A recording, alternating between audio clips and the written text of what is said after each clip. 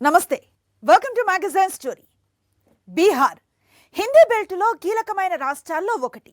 బీహార్ రాజకీయాలు ఎప్పుడూ సెగలు కక్కుతూనే ఉంటాయి. అలాంటి బీహార్లో ఎన్నికల సమరం అంటూ మామూలుగా ఉండదు కదా. అందుకే ఇప్పుడు బీహార్ వైపు దేశమంతా ఉత్కంఠగా ఆసక్తిగా చూస్తోంది. సీఎం అభ్యర్థులెవరో రెండు కూటములు తేల్చేశాయి. ఇక సీఎం ఎవరో తేల్చాల్సింది ఓటర్లే. పేదరికం నుంచి వలసల దాకా ఎన్నో సమస్యలు, కుల సమీకరణల నుంచి హామీల దాకా ఎన్నో ఎత్తుగడలు, మాటల యుద్ధం, సవాళ్ల హోరు, ఓటర్ దేవుణ్ణి ప్రసన్నం చేసుకోవటానికి నేతలు పడుతున్న తిప్పలు, ఇలా చెప్పుకుంటూ పోతే 360 యాంగిల్స్లో ఎటు చూసినా బీహార్ పొలిటికల్ స్క్రీన్ హీట్ను రాజేస్తోంది.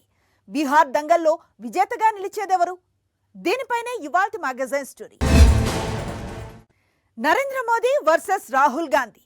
ఎన్నికల వేళ మోదీకి ధీటైన నాయకుడిగా తనను తాను నిరూపించుకోవటానికి రాహుల్ గాంధీ ఇంకా కింద మీద పడుతూనే ఉన్నారు.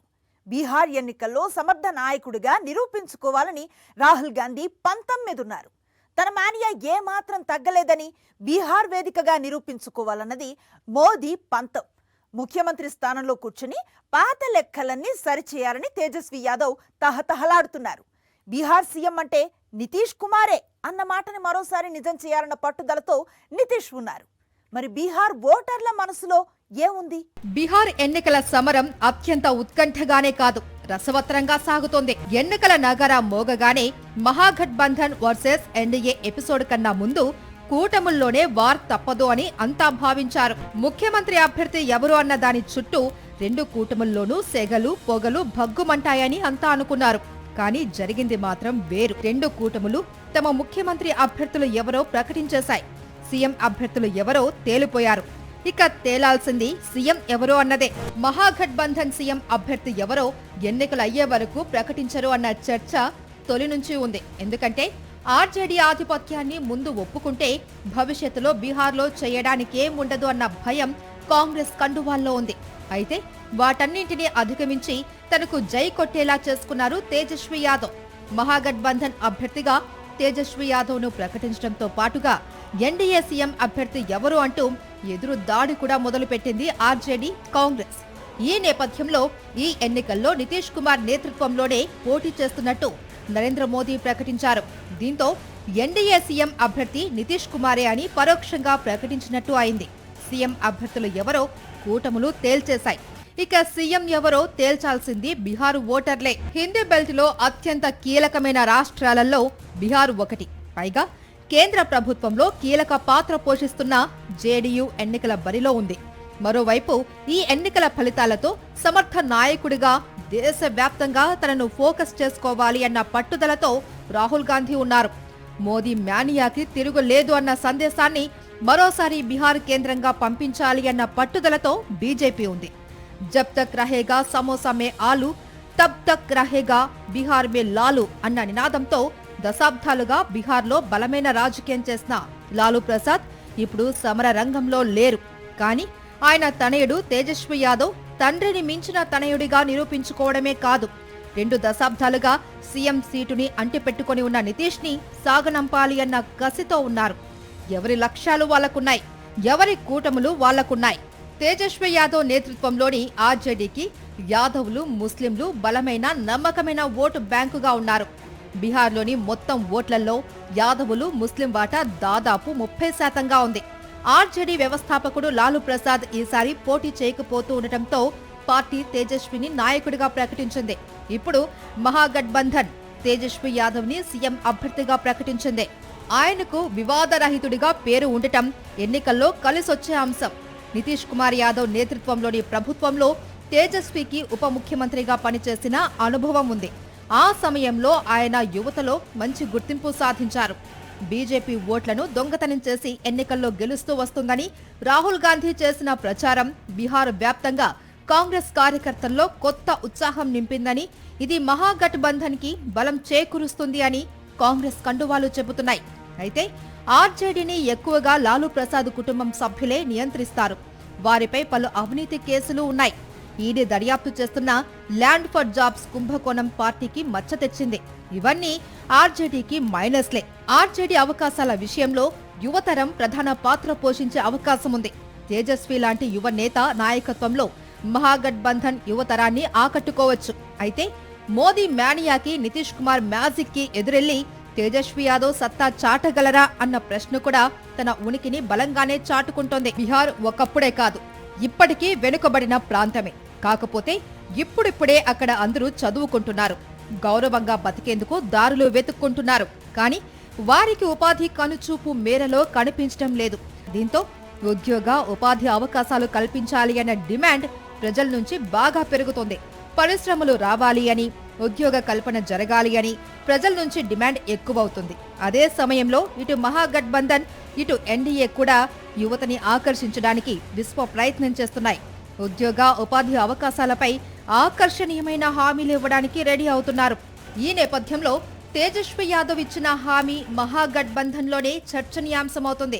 అటు ఎన్డీఏ ఈ హామీ మీద ఒకవైపు సెటైర్లు పేలుస్తూనే, మరోవైపు ఓటర్లు ఎంత మేరకు ఆ హామీని నమ్ముతున్నారు అన్న దానిపై కూడా ఫోకస్ పెట్టింది. ఆ హామీ ఏంటంటే ప్రతి కుటుంబానికి ఒక ప్రభుత్వ ఉద్యోగం, ఉపాధి గురించి ఎన్నికల వేళల్లో నాయకులు బోలెడన్ని హామీలు గుప్పించడం సహజమే. అయితే తేజస్వి ప్రకటన సాధారణమైనది కాదు.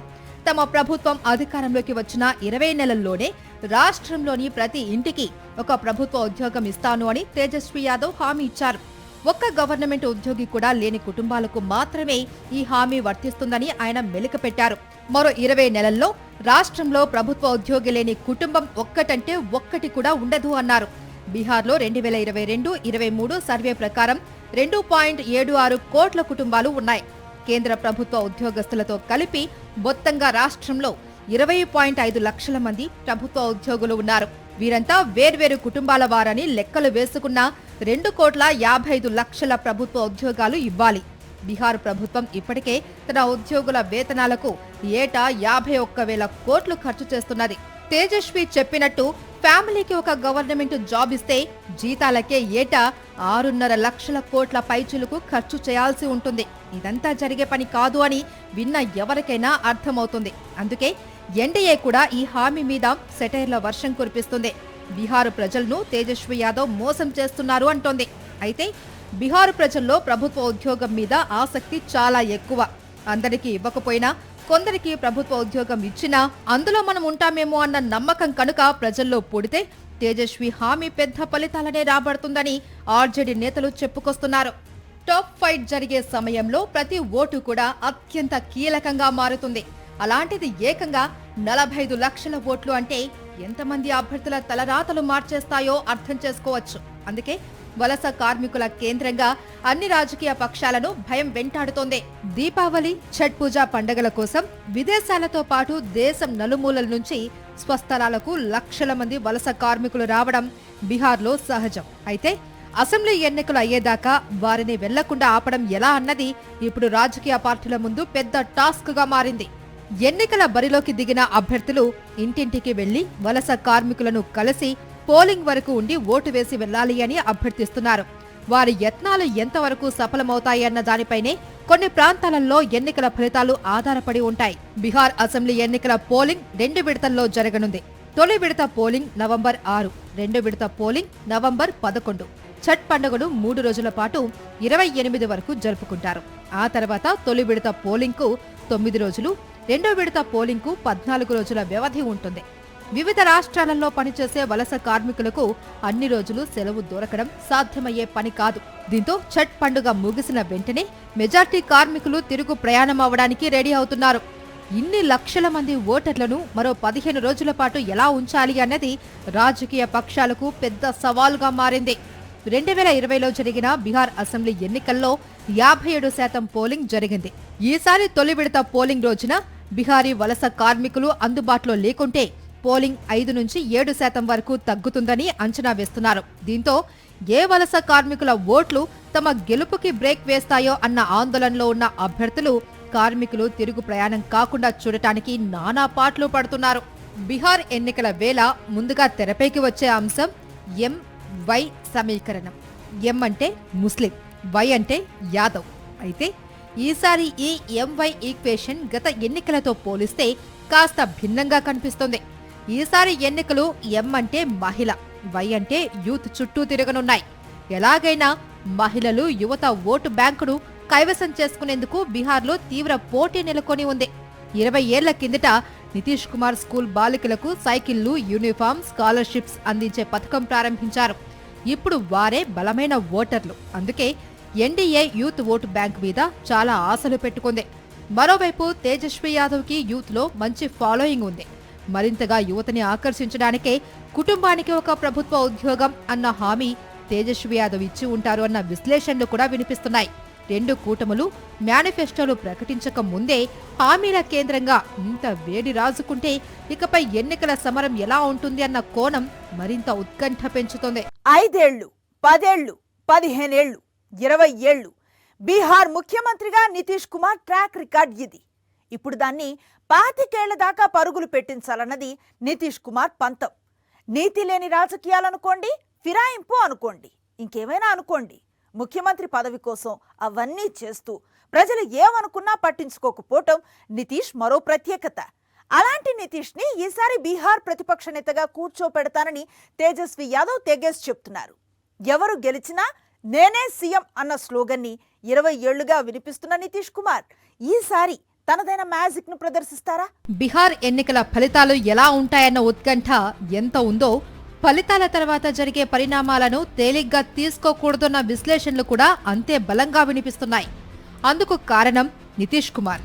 రాష్ట్రంలో నితీష్తో కలిస్తేనే అధికారం దక్కుతుంది అన్న భావన అన్ని పార్టీల్లోనూ ఉంది.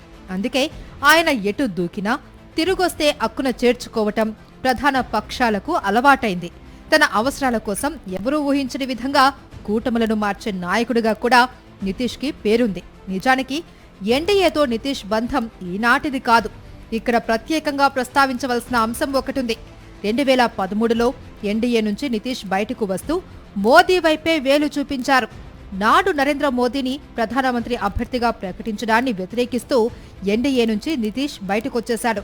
ఇప్పుడు అదే మోదీ మూడోసారి ప్రధాని కావడానికి నితీష్ కుమార్ అండగా నిలిచారు. అయితే ఎన్నాళ్ళు ఎన్డీఏతో నితీష్ స్నేహం చేస్తారు అన్న ప్రశ్న మాత్రం అలానే ఉంది. ఎందుకంటే కూటములను మార్చడంలో నితీష్ కుమార్ కి ఉన్న చరిత్ర అలాంటిది. మరి తన అవసరాలను బట్టి, ప్రయోజనాలను బట్టి కూటములను మార్చడంలో నితీష్ మాస్టర్. 2000 సంవత్సరం మార్చి 3న బీహార్ ముఖ్యమంత్రిగా తొలిసారి బాధ్యతలు స్వీకరించిన నితీష్ కుమార్ కేవలం 7 రోజులు మాత్రమే సీఎం పదవిలో ఉన్నారు. ఆ అతి కొద్ది రోజుల్లోనే లాలూ ప్రసాద్ యాదవ్ కి బలమైన ప్రత్యామ్నాయం తానే అని చెప్పడంలో మాత్రం సక్సెస్ సాధించారు. 2004 వరకు వాజ్పేయి ప్రభుత్వంలో రైల్వే మంత్రిగా ఉన్న నితీష్ 2005లో మళ్లీ రాష్ట్ర రాజకీయాల్లోకి వచ్చి బీహార్ సీఎం అయ్యారు. గత 20 ఏళ్లలో 2014-15 మధ్య 10 నెలల సమయం మినహా బీహార్కి సీఎంగా ఉన్నది నితీష్ కుమారే. ఈ 19 ఏళ్ల కాలంలో తన ప్రయోజనాలకు, అవసరాలకు అనుగుణంగా కూటములను ఆయన మారుస్తూనే ఉన్నారు. గత 11 ఏళ్లలో 5 సార్లు పొత్తులు మార్చారు. 2013 వరకు బీజేపీతో పొత్తు పెట్టుకున్న నితీష్ బీహార్లో అధికారాన్ని నిలబెట్టుకుంటూ వచ్చారు. 2013లో మోదీని ఎన్డీఏ ప్రధానమంత్రి అభ్యర్థిగా ప్రకటించడంతో దాన్ని వ్యతిరేకిస్తూ ఎన్డీఏ నుంచి బయటకొచ్చారు. బీజేపీతో తెగతెంపులు చేసుకున్నారు. 2015లో ఆర్జేడీ, కాంగ్రెస్లతో కలిసి మహాకూటమి ఏర్పాటు చేశారు. ఆ ఎన్నికల్లో మహాకూటమికి భారీ మెజార్టీ వచ్చింది. నితీష్ కుమార్ మరోసారి ముఖ్యమంత్రి అయ్యారు. అయితే ఈ మహాకూటమి కేవలం 2 ఏళ్లు మాత్రమే కొనసాగింది.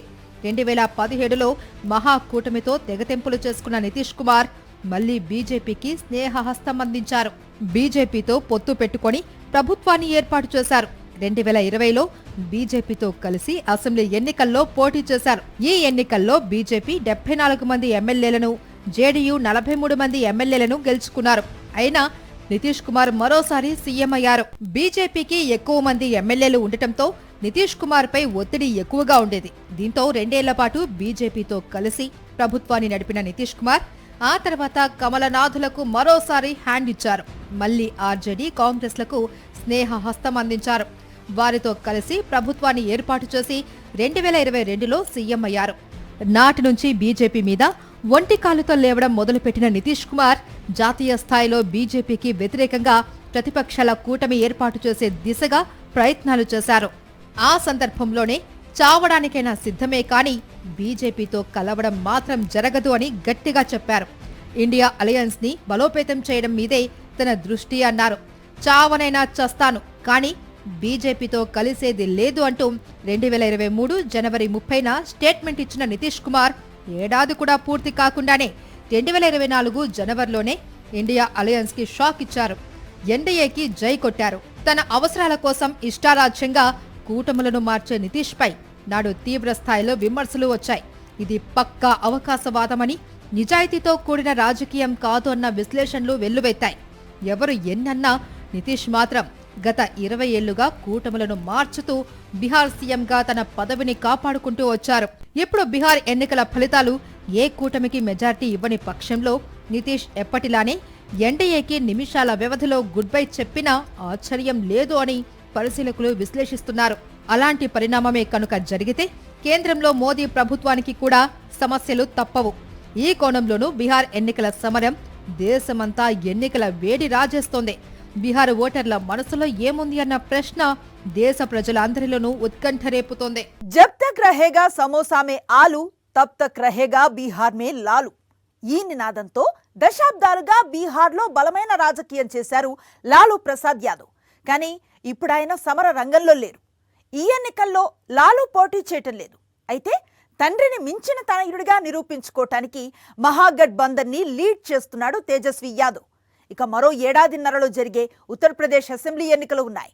బీహార్ ఫలితాలు ఇచ్చే పాజిటివ్ వైబ్రేషన్స్ తోనే యూపీలో సమరశంఖాన్ని పూరించాలన్నది కాంగ్రెస్ బీజేపీల వ్యూహం. ఇలా చెప్పుకుంటూ పోతే పాట్నా నుంచి ఢిల్లీ దాకా వేడి పుట్టించే ఎన్నో అంశాలు బీహార్ దంగల్తో ముడిపడున్నాయి.